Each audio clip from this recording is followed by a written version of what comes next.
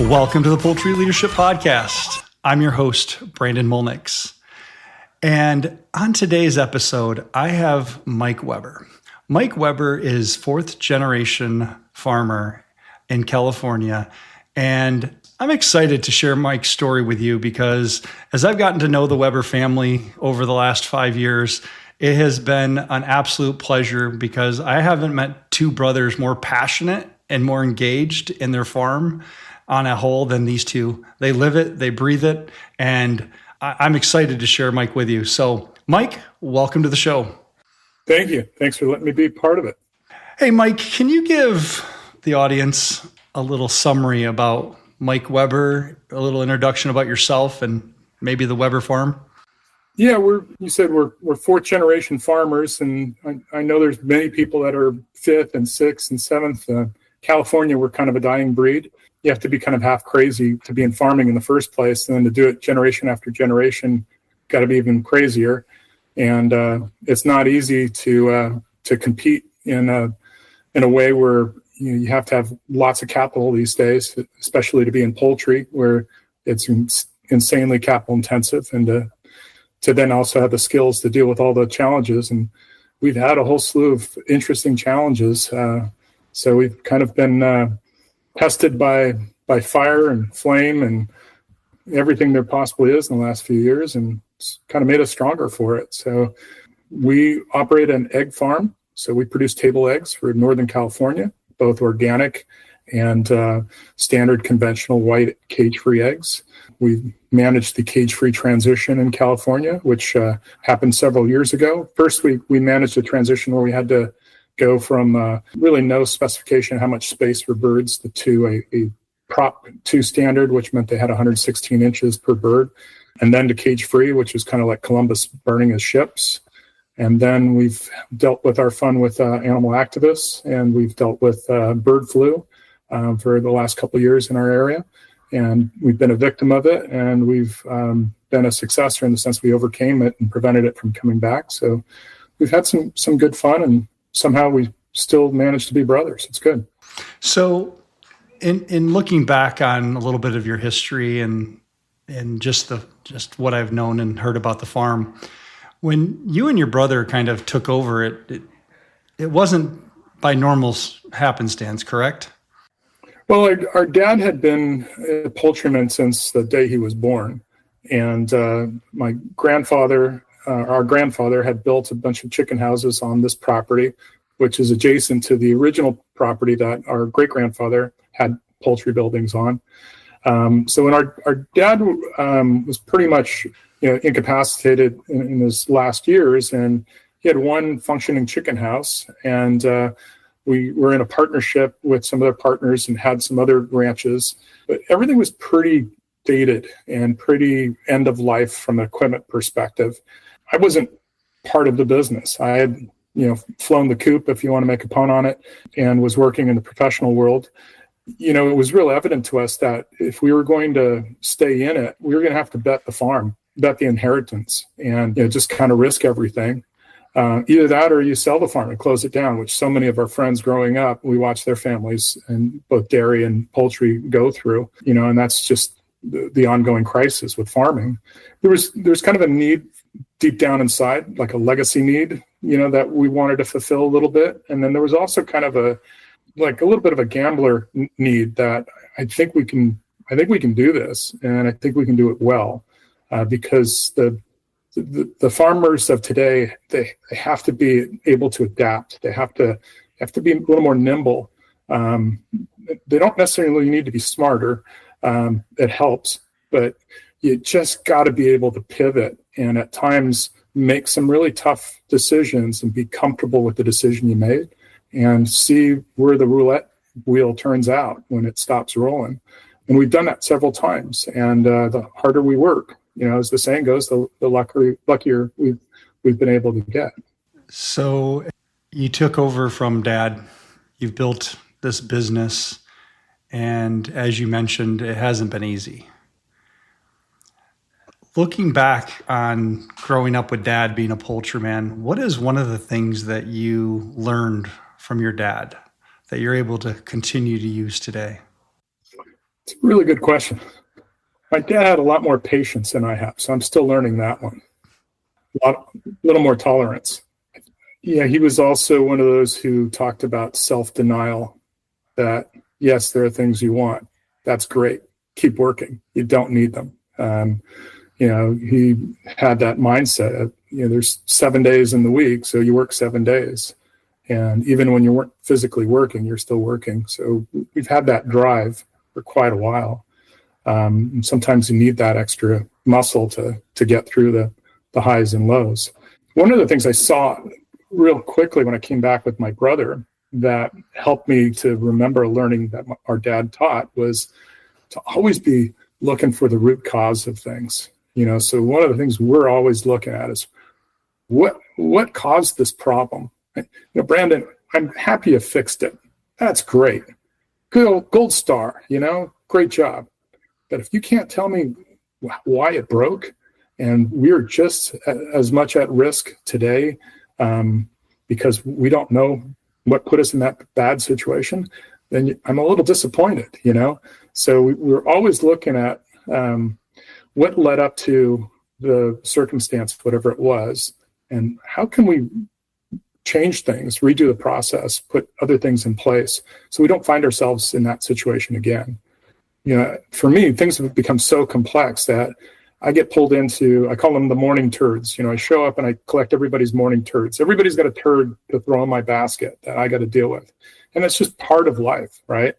So once they're resolved, my focus is in preventing it from happening again and putting in either process or changes. So we're not going to see that one pop up, and have that discussion with them, or that they can either predict it happening so we can cut it off before it happens, or that they're empowered to do whatever's needed so that, we're free of this kind of silliness, so we can keep focusing on the important stuff. It took coming back and picking that up from my brother and then having him really illustrate to me, the key teaching that our dad gave us way back when. So speaking of your brother, not everybody can work with family. Has it always been easy to work with your brother? Yeah, it's a great question. We're very different people, so I think that's what really helps. And we both have a different way to process things. We both have a different way when we get frustrated or whatever. Part of it is just, I'm much more transparent, and this is how I feel. This is what I think. This is what we should do. And for some people, you have to give them time to process and come to their own conclusion on it, and you can't press them. So I know how to work with them that way. There's other times when I just look over at him. Are we good? Ready to go? Or he'll look at me. You good? Yeah, let's go. And at that point, the decision's made. We didn't have to have a board of directors and sit around eating pastries and sipping Starbucks and all that kind of crap. You just hit the ground and start going. And there's times when there's so much uncertainty, or we're facing something that doesn't look good, but it's like, okay, well, can't run from it. It's our mess to go fix. Let's go do it. We find ourselves gravitating into the roles where our personalities and our strengths benefit us the most. And because we're so different that way, it's a powerful combination. I haven't had a business experience where I've been this fortunate, that too often in big companies, people are kind of homogeneous. You don't have the diversity of talent, experience, and passion to win together. That's great that you have a partner like Scott. Yeah, he's a good dude. Love my time hanging out with him. I always learn something from him, and it's always a blessing to be around him. Now, you mentioned morning turds. I really like that analogy. But you guys have faced a lot of morning turds.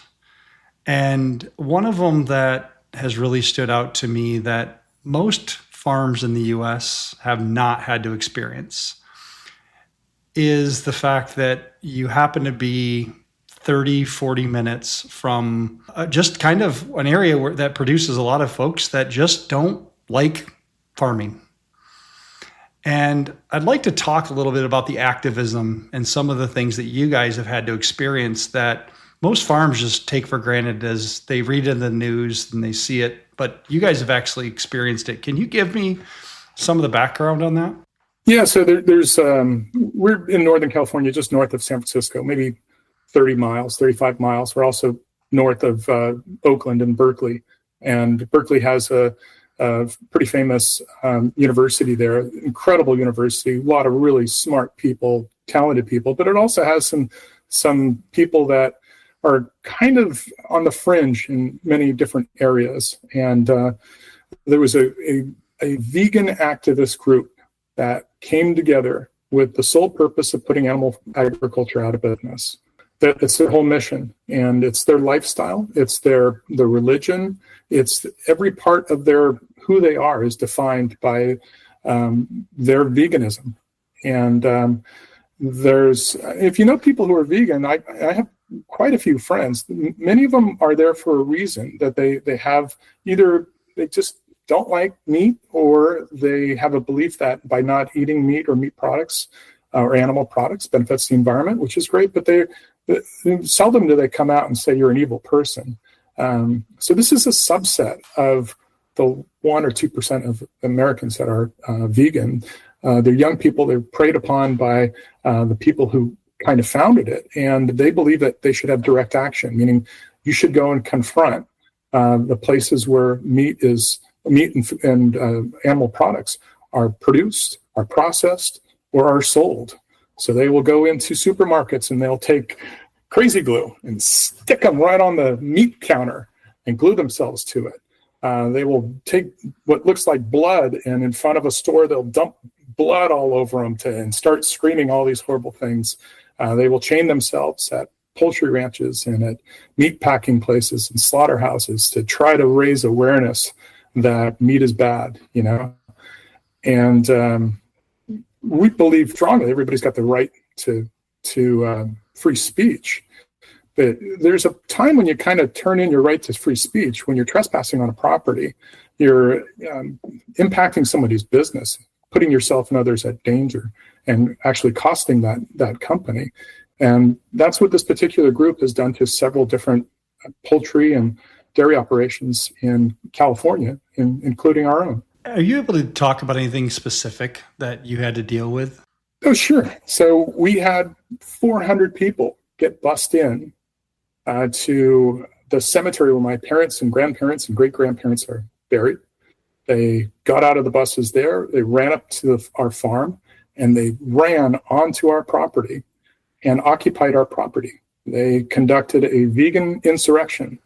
They pried open the doors, the locked doors to our poultry buildings, and they ran in there to rescue the abused and dying chickens that they stated were all over the building. And when they emerged, they were holding these totally emaciated, fully feathered, nice, great, everything about the birds that came out were perfect. The birds were like 56 weeks of age. They're fully feathered. There wasn't even a single bird that had a few feathers missing from its neck or its vent.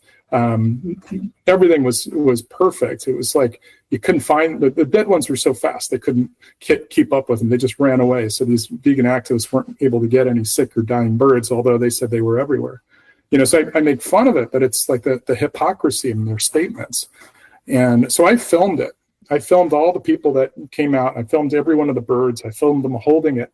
And none of them actually understood how to hold a chicken, which, for most people, if you're at home, you might not understand how to hold a chicken, but you don't go up and hold a baby, by its neck like this.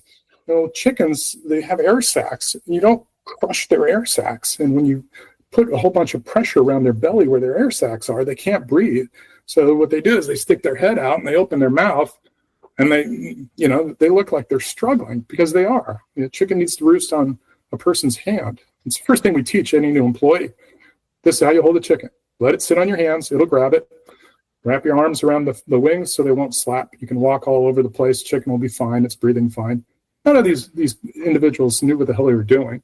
But they were holding this insurrection event to steal our chickens and do a protest. It took a couple hours for police to get them to move up there. And it's not like we got a huge law enforcement presence in our county. There's two sheriff officers that are South County. So they called in all the local police jurisdictions for help. And finally, these individuals moved to the top of the property, and they continued to protest, and they had even called the media. And what's funny about the media was the San Francisco News Channel was there, and the guy had a camera, and he put it down. And I remember standing up there, and I'm listening, and they're saying, "Why aren't you filming? Why aren't you filming?" And I said, "This is bullshit. It's all contrived. It's a form of performative acting to try to show this contrived outrage that these are horrible people, and they're doing all these horrible things." But when we looked at their live streams and we looked at all the video that they posted, not once did we see a dead chicken. So our employees had picked up all the dead chickens, because we have dead chickens. Every farm does. The employees had picked up all the injured chickens, if there were any, and put them in hospital pens or dealt with them appropriately, because they weren't able to find any of those. They spotted one egg that had some blood on it.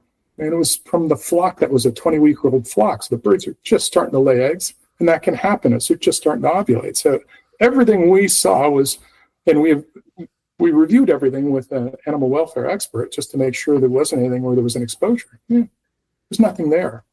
It took us 5 years to support our local prosecutors to prosecute the leader of this. They prosecuted everybody else, but they all took a deal and bailed out. But the leader of this organization, he went through the whole thing and it was ultimately found guilty of conspiracy, of a variety of different things, and it was a felony. So you got a felony conviction, which is huge because he's a lawyer and he tried to represent himself, and he represented himself so well that the judge actually wrote a letter to the California bar in complaint the way he conducted himself, allowed some of the activists who are in the courtroom every day go and approach the jurors or try to friend them on Facebook and tell them how they should vote for, to acquit him and all this crazy stuff. Like I said, there's something that's not balanced about the small subset of vegans that are supporting this.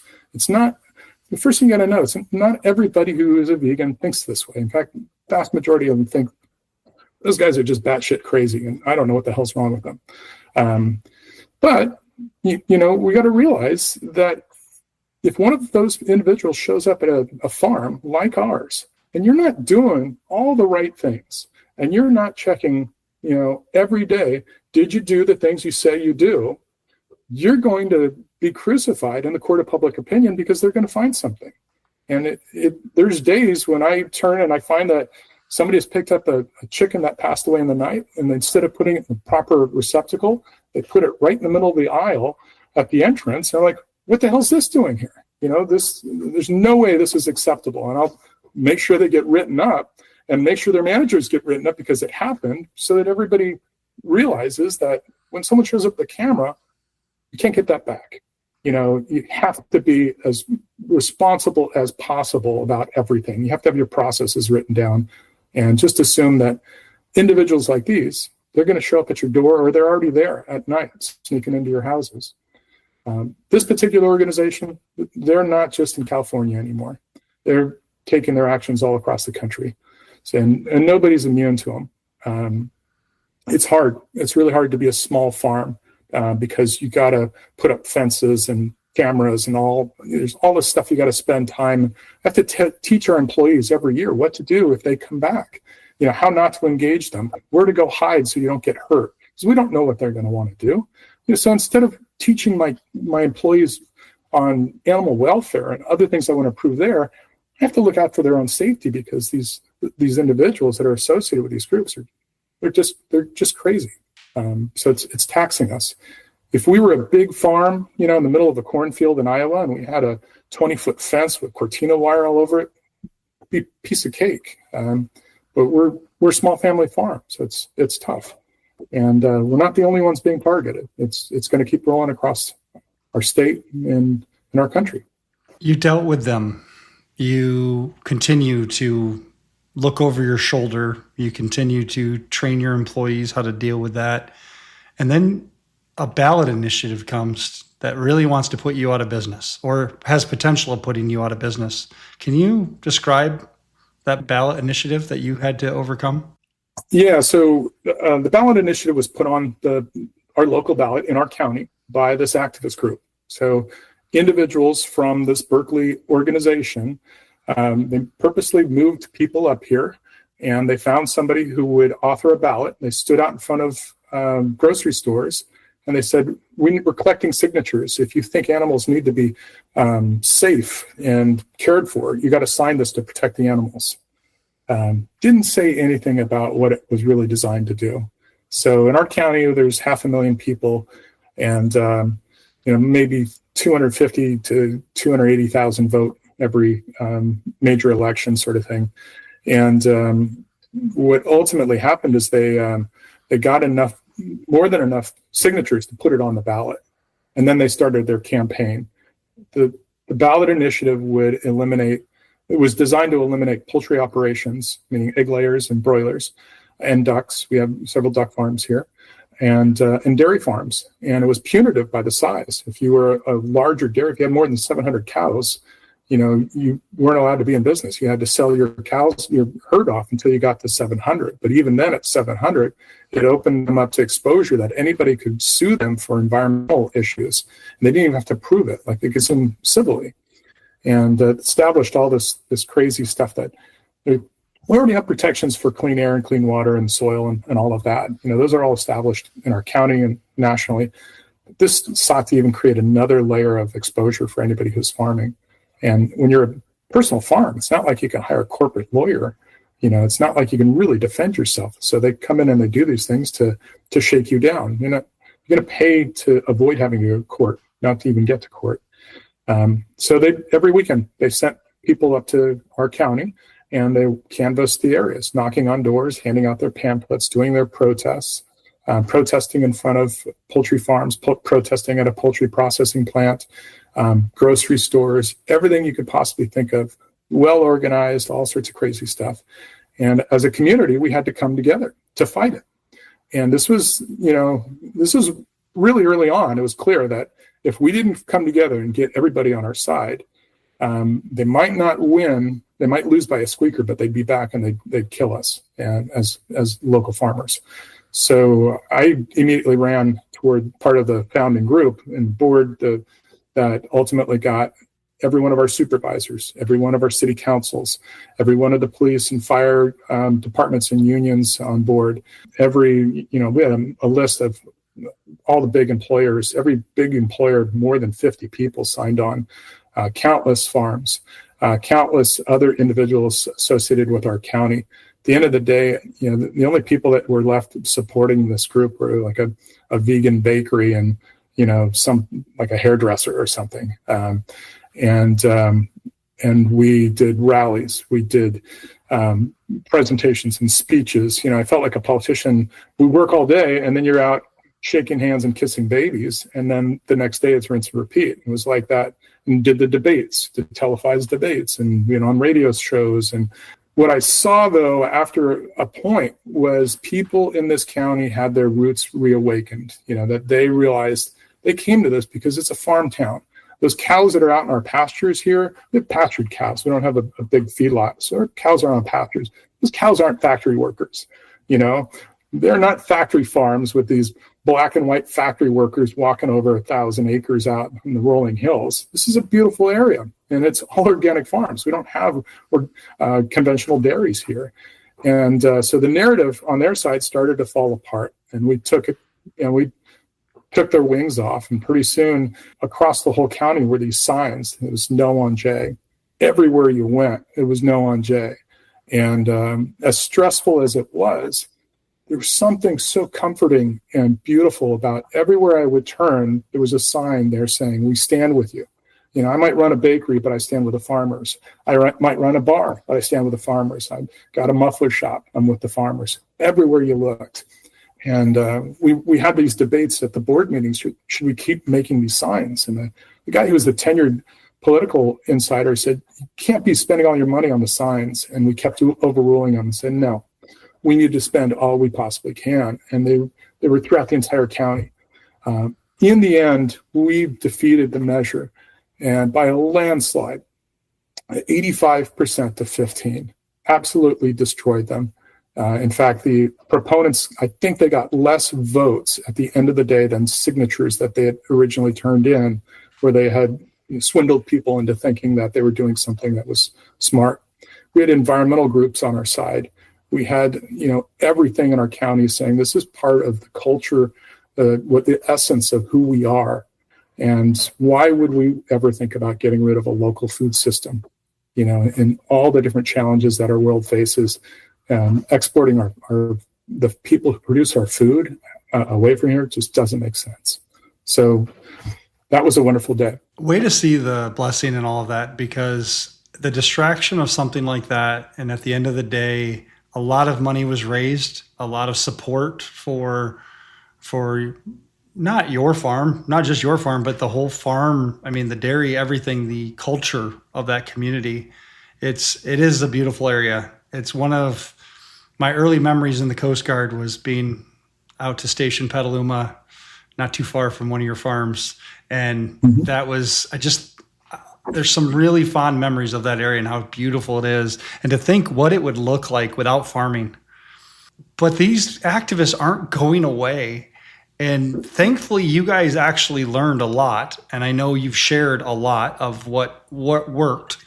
But it's just a matter of time before they find a weaker community that doesn't stand behind the farmers. And it could be anywhere in the U.S. It's not just California. That's the crazy part. Yeah, they went down to Harris Ranch in Kern County, which is not even a purple county. It's red meat. They're targeting these different areas. I don't think they care. I really don't. Our residents are upset with them, and they're not going to win the hearts and minds of our people. But I don't think that matters to them. They'll keep dragging it out. They'll keep taxing us if they can. And my last 2 cents on this is, every farm should run their operation as transparent as possible, even though you don't have to be transparent, but just assume the news crews are going to show up tomorrow. Assume there's going to be a disaster at some point, and you have to open it up and show everybody your training records, your policies, your what it looks like inside.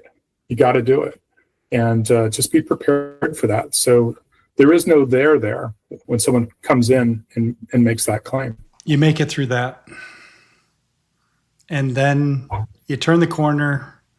That fight's over, but at the same time, avian influenza is everywhere you look. Well, yeah, so avian influenza, that actually hit us before Measure J.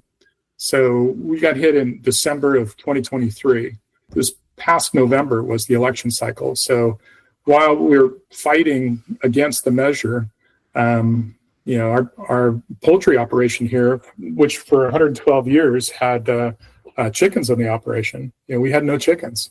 And we wrote a six-figure check to support the opposition because it was a existential kind of situation that failure wasn't an option. So yeah, fire everything you got. We're coming back. We're coming at you. And bird flu came and got us. Wasn't our fault. It wasn't anything we did. And I'm not one to put blame on other people, but we were like number 7 of dominoes that fell. That it fell domino, domino, domino, domino. And we could just see the ranches getting closer and closer. The last one was less than half a mile away. It's like a quarter of a mile away. And the amount of shedding that happened and the air currents that were coming our way, we just knew one of the birds on our operation that this ranch had 550,000 birds. One of them was going to get one air sac with a little bit of virus, and that was going to end it all, which it did. And, it happens. This last year, we've spent, getting our legs back underneath us and getting our operation going, which has been great. During this last winter, when much of California got decimated a second time, we had one incident not far from where you were when you were at the Coast Guard, which is about roughly 8 miles upwind of where our farm is with the 550,000 birds. And it was a duck farm. The first round of bird flu that we all went through in the community pulled everybody together. So we all had an early warning system. If somebody had a bird that coughed, everybody was told right away. Well, he had a bird that coughed, and he said, something's not right in one of my barns. I'm sending him in, get testing. And he notified us the minute he got tests. I got bad news. And I called him right away. And the question was, what do you got to put your birds down? Do you need help? And he He said, honestly, I've got one employee and I got thousands of birds here that are infected. And my question was, what time does CDFA arrive to oversee the site, take control of it? And that next day at 12 noon, I showed up with a crew of people dressed in Tyvek suits, latex gloves on. We had duct tape over our arms. The people who've gone through all this, they know exactly what it is. The people who don't think I'm crazy, but we showed up to go into battle. Masks on, mask behind our head because you always lose this one here, a fake pocket with extra gloves in it because you're going to break one of your gloves. New boots we just bought at the local Home Depot, so everybody was walking in with fresh boots that we didn't have to disinfect and we could throw away when we're done. And everything we needed to do on site, all the equipment needed to euthanize those animals that were infected and were posing a threat to all the poultry operations in our areas and potentially even the dairies because there's active shedding going on. And this is like for people who are at home and don't really understand what's going on from a bird food perspective, think about being on a plane where there's a section of people who are actively sick with COVID, right? It's not going to stay there. It's going to go to the whole plane. And in a community where you've got 10,000 animals that are infected and shedding, meaning they're producing a huge amount of virus, that virus gets airborne and it's just going to move. And as soon as one of them inhales it, they now got it. And it's 100% deadly, So we ran to that guy's operation as fast as we could get on there. And we were allowed to come on 12 noon the next day. And we did everything we could to help him to, in a very humane way, euthanize those animals and get them covered up because there's a wind event that night. So we visqueened everything through pallets on top of the piles. And we left that night, took off all our clothes, like stripped down naked in the street, sprayed ourselves down with disinfected, changed into other clothes, and garbage bagged everything, just like by the book. And I think that event was the only time in California's history where CDFA has been able to hit the mandated goal that we want every animal on the property of an infected property euthanized within 24 hours. And the success out of it was that it didn't spread. No other farms got it. So we all were able to continue our business, even though this poor farmer had the misfortune of losing all of his birds. That's what everybody needs to, if you're in the poultry business right now, you need to have that plan. You can't run away from the bullets anymore. You got to run toward them and stamp them out. We've got a trailer that's loaded with all the PPE, all the equipment, CO2 bottles, everything that's needed to start euthanizing immediately should something like this happen. Because until we have a vaccine and our flocks and our herds are vaccinated, these birds are going to suffer. And there's an animal welfare aspect to this that, we're not talking about. And these animals are suffering as they're going through this. And it's a disease that could be preventable, that if we could give them a vaccine, the flocks may not get it. And the ones that do get it, they may not be able to shed enough that it affects the next operation. So to be a producer of table quality eggs, my responsibility is to protect my flocks, but also the neighboring ducks, the neighboring chickens, the neighboring broiler operations, from disease as well. They don't deserve to be threatened by something that's preventable when a vaccine's available and widely used throughout the world right now. Mike, why do you do it? Why do you wake up in the morning and go to work? There's some fun that happens. I work with a lot of really good people. It's great working with my brother, but I work with a lot of really, really good people who come to work really hard, who don't get the attention they deserve, ones that are producing our food and prepping our food and processing our food and taking care of our landscaping and our gardens. Those folks that are being vilified right now, they all have a story. They all work really hard. They're great people, and they care for our animals in the kindest manner. So someone's got to feed America, and you get a sense of pride after a while when you realize how well you're doing it. And we're doing it on a farm where we've got 2,500 solar panels running our egg production, our processing, our manure processing. And we were the first in the state to put in manure dryers to dry the manure so there wouldn't be any stink. We're the first to put in a pellet mill on site to pelletize the manure. And that goes to support organic farmers from Oregon border all the way down to Southern California. And we did it first because it looked like the right thing to do, but it's also fun. So I get to have relationships with guys like right now. I've been shipping to the world's largest organic rice grower. I got a great relationship with a rice company, just fun. I got great relationships with guys who are growing vineyard grapes for the wine industry, or hops, or nut growers. And, we get to go and meet other guys and press the flesh. And there's something fun and exciting about that. We're not just this little, hi, I produce an egg. Here's your box of eggs. Thank you very much. No, a lot of people depending on us, and it's fun to be part of that food web. So it's kind of exciting. It's better than a desk job somewhere, most days. Now, the question is there a fifth generation coming up through? Yeah, it's possible. My dad didn't put any pressure on me to come back. And I think it was really seeing that there was a major change hitting our industry that helped me to realize, if we're going to bet the farm, you fully invest yourself in it. You don't place your bet, sit on the sidelines. You get out there and quarterback the game, and or throw the blocks that are needed so that you can score the touchdown. So we'll see.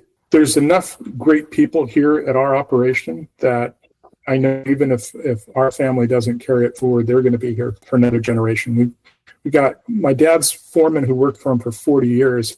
We've employed several of his kids, and we still got a couple of them employed, which is great. And they're best friends. I mean, we used to play together as little kids where I didn't speak any Spanish. They didn't speak any English, but God, did we ever have fun, And now here we are, these old kids who, still do the same sort of things. And at the end of the day, it's great being able to work with good friends, good people, Mike, I know we could talk for hours.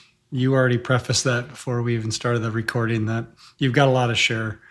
And I'd like to transition just one little bit to someone out there that this is new stuff for them. What else should they be thinking of when it comes to the industry, whether that's the joys or something that you can share so that they can also grow? We're in a very progressive part of California, and I think California is kind of seeding the country right now. Even though the country is politically, in all different directions, people are starting to have some of their values shift a little bit. What we've been doing is trying to be as responsible as we can from a farming perspective, to truly love the land and not take as much from it, or not pollute it as much, or the water or the air. And we do that through a variety of different things. And when I tell those stories about the effort that we make, the actions that we take, and I'm in public, it earns me a little ticket that I can cash in every year to stay in business. I'm not saying you have to do it. A lot of these things we do, and we know that you're not going to get a return on it. But, when I show up and I say, oh yeah, we could be like everybody else and just take the stuff and push it all outside and let the rain wash it away, or, spread it on somebody's field over and over again until the phosphate levels are so high, it's like irradiated. Or we could do the right thing and look for a better way to do it that's long-term, just as makes really good sense. Making the hard choice to try to seek out those solutions, invest in those areas, it does win you a lot of secret supporters and admirers. And that came out a lot when we were doing our political battle, where I was just part of a group of farmers. But I was also part of farmers, not on the poultry side, but on the dairy side, that were kind of on the other end of the progressives, where there was a lot of improvement needed. And having examples where you're showing that there are a lot of people that are doing the right thing. In our area, there's a guy named Albert Strauss, who is one of the most famous and progressive dairymen. He's got an incredible brand, and he's been fighting from an environmental perspective for the longest time. And he's more just transforming people's mindset, what you need to do. But you can be transformative and run a big conventional operation, and you can also make investments in things like solar and other areas and get a payback, in 4 years or less. So it's not like you're throwing the money away. And we've been fortunate that some of the investments that we've made have paid us back in wonderful ways. And it also got the attention. Yeah, that is a responsible way to do it. And when you look like you're the responsible party who's also producing food, you get that little ticket so you can stay in business a little bit longer. It's like gives you the rule that the tie always goes to the runner, and in that case, we're the runner, and that's what we all need, because life farming is hard enough as it is. Any last advice for someone just getting in the industry, or just from the wisdom that Mike has acquired all these years? God, wisdom. I just say, don't take yourself too seriously, and try to learn from some good people. Ask a lot of questions. The mindset that we have, that Scott and I have here, is that this isn't our farm. We're just taking care of it until our dad comes back. And at some time in the future, he's going to come back, and we want him to be really proud about what we got, and where we're at. And I mean that in the most sincere way. And if you start thinking about it that way, because everybody wants to please their parents, right? Even though when they're not around anymore. But if you can do things right in a way that would make your dad and your mom happy, then you're doing all right, And maybe your kids will respect you. Who knows? We'll see. But that's kind of the mindset. Just, if you can, do it as right as possible. Make it a little bit better than it was when it fell into your hands. And that's a good way for me to measure someone's success. Mike, I didn't know your dad, but I can guarantee you he's proud of you and Scott and what you guys have been able to do for the farm.